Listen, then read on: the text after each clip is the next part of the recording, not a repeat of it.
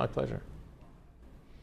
Well, with me right now is the Orange County District Attorney, Tony Rackauckas. Sir, nice to have you here today. It's my pleasure to be here. And we should also say incumbent running for the same office. And you've been in the office for how long? About 12 years? Oh, 19. 19. Oh, wow. Right. 2018 was my 20th year. Wow. And I'm running, so I'll be running for my 6th term. I'm in my 5th term right now. Very good. We'll get to that in just a moment. Okay. Let's talk about just in general some of the issues around Orange County. And I know one of the things you wanted to touch on that maybe people don't think that's really around here too much, but it is human trafficking. Right. And of course, right. that's been an issue. I was surprised to learn that, especially where the Super Bowl was, that it actually goes up in those areas. Of yeah, course. they were talking about that on the That's national right. news. Absolutely. Yeah. Absolutely right. Whenever there's a big event, or places where there's a lot of entertainment type activity and that sort of thing, there's more of it. We've always thought in the past, of prostitution as just that. Like women going out making, trying to make money selling their body and that sort of thing. But it's much different than that, especially in this last few years. It's really become very much a form of slavery. Kidnapped kids, girls being taken. The average time when they start, 12 to 15 years old. They're taken off the street, or they're taken from if they're runaways or what they call throwaways, because which is an amazing term to me, but basically a runaway that nobody cares if they come back. Yeah, those are referred to as throwaways. These people, they pick those girls up, and with beginning to like offering them a home and a meal and that sort of thing, and then they go from there. They take them over. They beat them and torture them and require them to do anything that they demand, and they make money with them. They just consider them to be property. They buy them and sell them. They brand them. It's really a terrible thing. Wow. And have you, in your years that you've been in the position that you're in, have you seen this escalate? And particularly, as you just mentioned, it used to be thought of around the entertainment areas, and it was not uncommon in the Garden Grove, Anaheim, Disneyland area. That goes back for decades. But do you see this more widespread now? It's very widespread. It's pretty much everywhere. It's in all of our cities, it's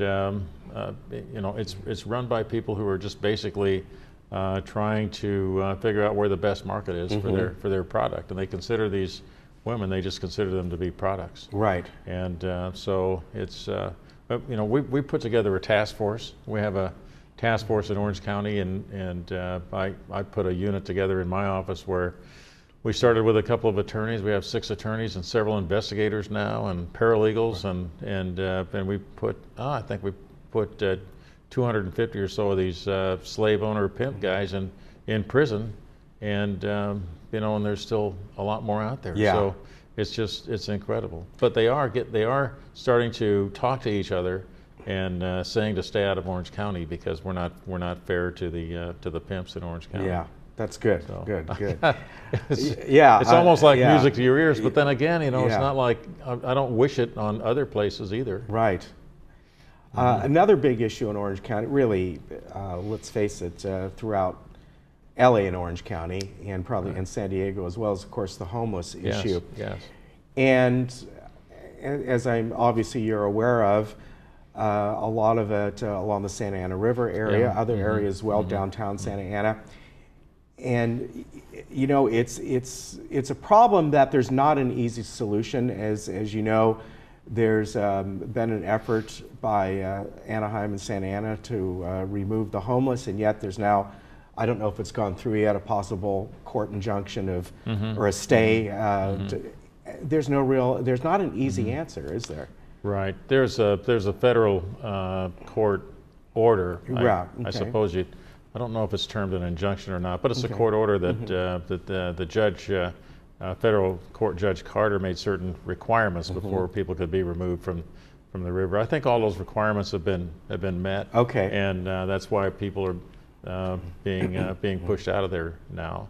And the things that they're finding are incredible. Just the mess. Right. The mess, the needles, the human waste, the weapons, all that sort of thing. It's incredible. When you have a situation like that, where they have like their own town, it's a lawless situation, and so a lot of bad things happen there. So I think we need to get rid of that, not just because of the eyesore, but it's just for public safety. Yeah, and I know that there are certain people that are there that do want help, and there are others that are just have a lifestyle, or That's right. that's a lot of mental illness, of course, and they're much harder to help. Well, it's very difficult to get help to those people who don't want it. Right. Our healthcare agency has been working hard to be open to provide services, and they do provide services for all the people who will avail themselves of those services, but it's a difficult situation, with it's complex. It's not really made up much. There's some, but it's not really made up of people who had a job and then a couple of years ago lost their job and now they're down and out. That's not the picture over there. What we're dealing with is a lot of drug users and under Prop 47. Right. We've lost we don't have any teeth in the drug laws, and so people are not required to get treatment, so they don't go to treatment. They rather just use drugs, and they're out there homeless. They can't work, and then other people who have mental problems and really don't know what the heck they're doing, but they rather be outside than inside, and there they are. So it's just a big mess. Let me touch on that Proposition 47. That in many ways, I think there are even some people up in Sacramento have looked at this and said, maybe this wasn't such a great idea, because, as you know, a lot of people are being released from prison, which they try and say are nonviolent criminals, but in many cases there's still people who have burglarized homes or selling drugs or something like that. The difficulty of your office to prosecute these people, maybe when they redo a crime and they just almost a revolving door, right? Oh yeah, that's where I think I think we're trying to stay ahead of the game with our DNA abilities. We've developed the best ability to do DNA analysis and investigations than any place, maybe except unless you go to England, but we do it the best here. So I think that's helping us to keep up. But look, we've got the realignment, Prop 57, Prop 47, and so as a result, we have people being released from prison. A lot of people being released. Other people we can't put in prison because you can no longer send people to prison for those crimes. And then lots and lots of people, thousands, where the kinds of crimes that they commit were reduced to misdemeanors. So use and possession of narcotics and theft and all kinds of crimes are reduced to misdemeanors. And so it's creating a real problem. We're working with it. I'm in a group of district attorneys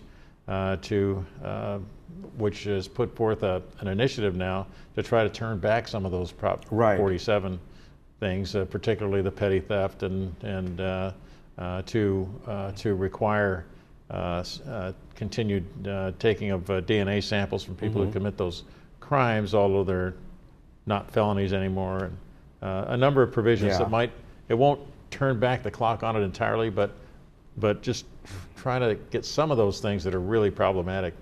Yeah, and I know just in the area that I live, up in the foothills, up in Rancho Santa Margarita, and really in and around this whole area, there has been what seems to be a tremendous increase in petty theft, burglaries, and that sort of thing, and a lot of it's been attributed to this. Well, see, because we no longer have the ability to charge somebody with a felony for repeated thefts. So Yeah. in the past, if somebody that's committed incredible. a petty theft Yeah. with a prior, you could charge a felony, so a police officer could come out and make an arrest in those kind of cases.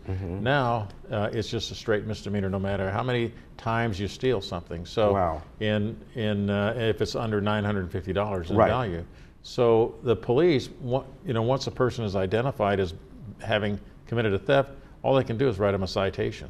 Wow. And so there's no arrest. They just put it in their pocket with their other citations, and so there's very little consequence. And so as a result, there's more small thefts. Yeah, that's incredible. It is, and that's one of the things we're trying to turn back. And I think it'll work. I think that when people hear it, when they understand, kind of how far away they've gone with Prop 47, they want to go, wait a minute, we need to cut that back a bit. Yeah, well, as I said, I've even heard that some of the lawmakers up in the state who felt this was a good idea are now looking back going, That's right. Why? Because you can, I mean, I don't know why incredible. they thought it would be a good idea in the first place. Yeah. But here we are.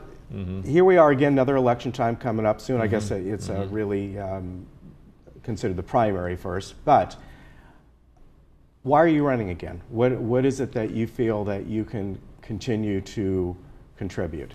Well, there's a lot of things that we do really well in the DA's office, and those are programs largely that I've started and am working on and helping them to mature. Like I told you about our DNA programs, Right.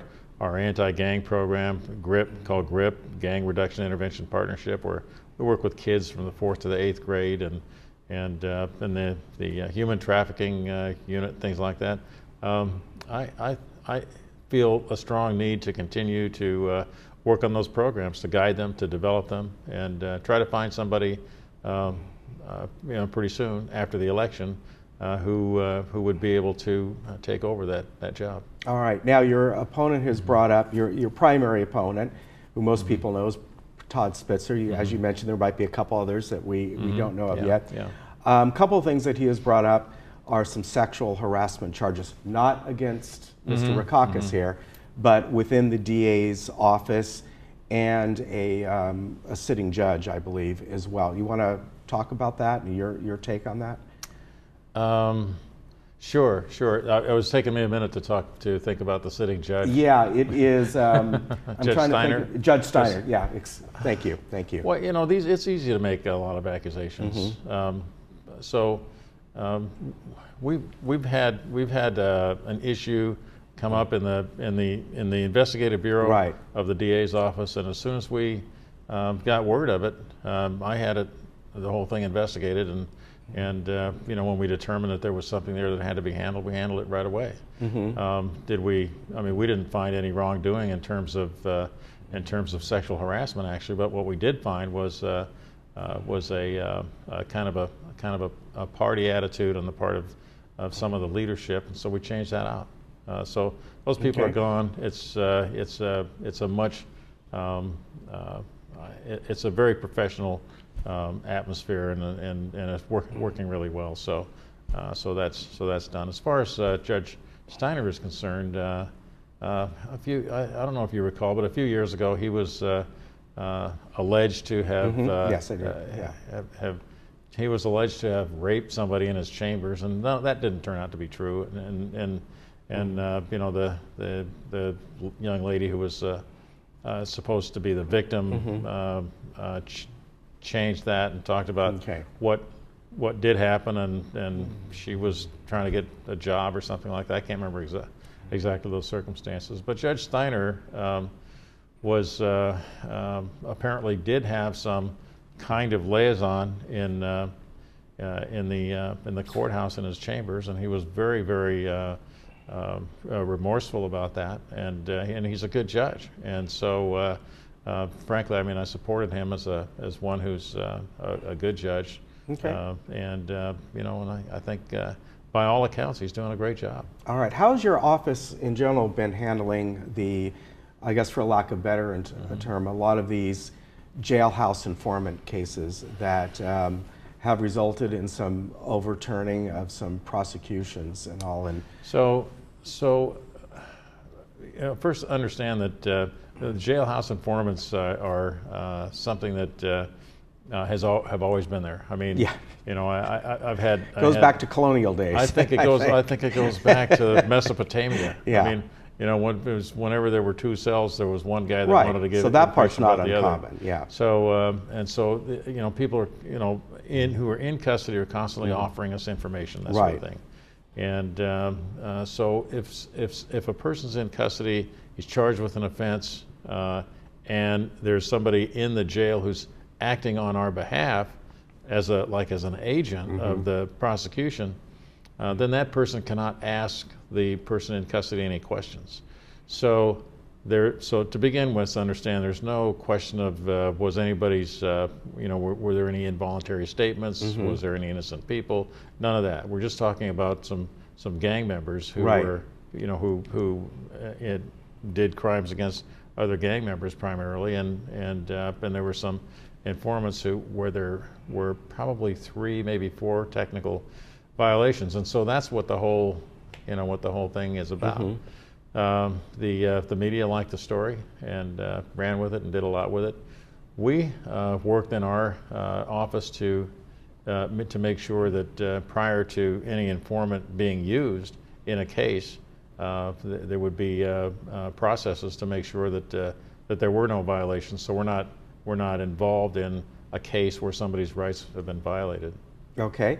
One last question. Do you anticipate any debates coming up between you and your opponent? Well, I don't see any. Okay. I can't. All right. I can't see the need for it. All right. All right. Just wondering. People like debates, and I didn't know if there were any plan. I heard maybe there was, maybe there wasn't. So I wanted to get your take on it. I'm certainly open to make appearances and talk about the office and talk about the things we do and answer the kind of questions like you're just right now bringing up that that are the things that my opponent wants to bring up. All right. So, very good. Well, folks, as you know, the election's coming up in June, and more than anything, look at the issues and decide for yourself and vote. And also, if you want to stay more informed, your website is it ocdistrictattorney.com? Am I right for your campaign website? If you put that in, you'll be right there. Okay, that's what I thought it was. All right. Mr. District Attorney, thank you for coming on. Always a pleasure to see you. Thank you very much. You take care, Appreciate it. and we'll be right back. All right. We'll get John Hook. Oh, okay.